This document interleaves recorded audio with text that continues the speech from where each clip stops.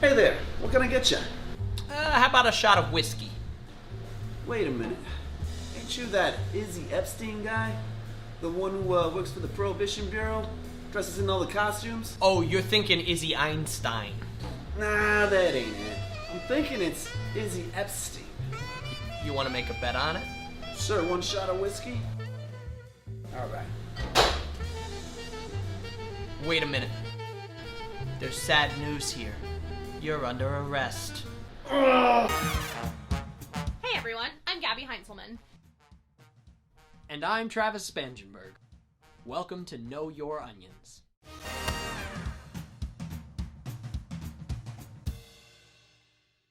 One of the very first men to sign up for the seemingly impossible job of enforcing prohibition was an Austrian immigrant by the name of Izzy Einstein.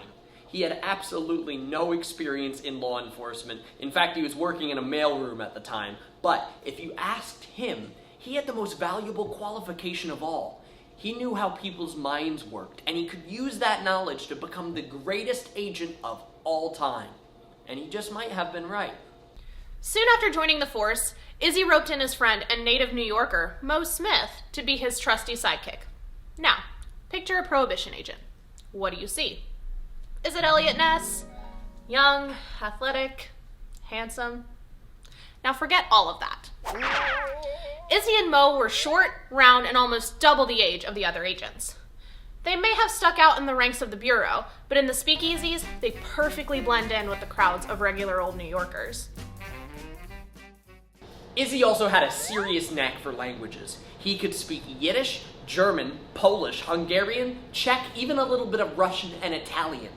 He also loved to mimic people's voices that he heard out on the street. Together, Izzy and Mo compiled an arsenal of different costumes and disguises that included almost a dozen wigs and a variety of papier-mâché noses. They had all the tools they needed to transform themselves into masters of disguise.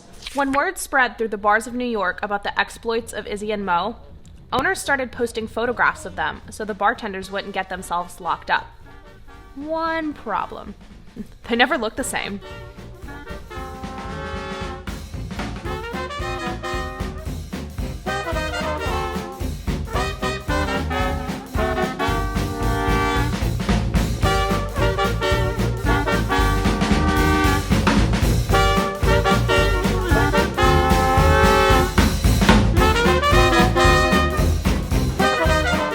One of Izzy's favorite props was a musical instrument.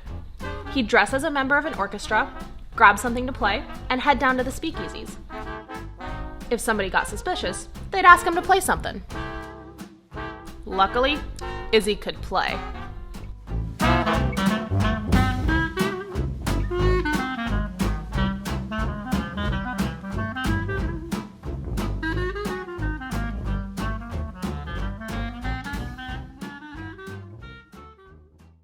There were no lengths too great for Izzy and Mo to go to get their man. After reports came in of a house in the Bronx operating as a major manufacturer of illegal hooch, the men dressed up as gravediggers, shovels and all, and camped out in the cemetery across the street.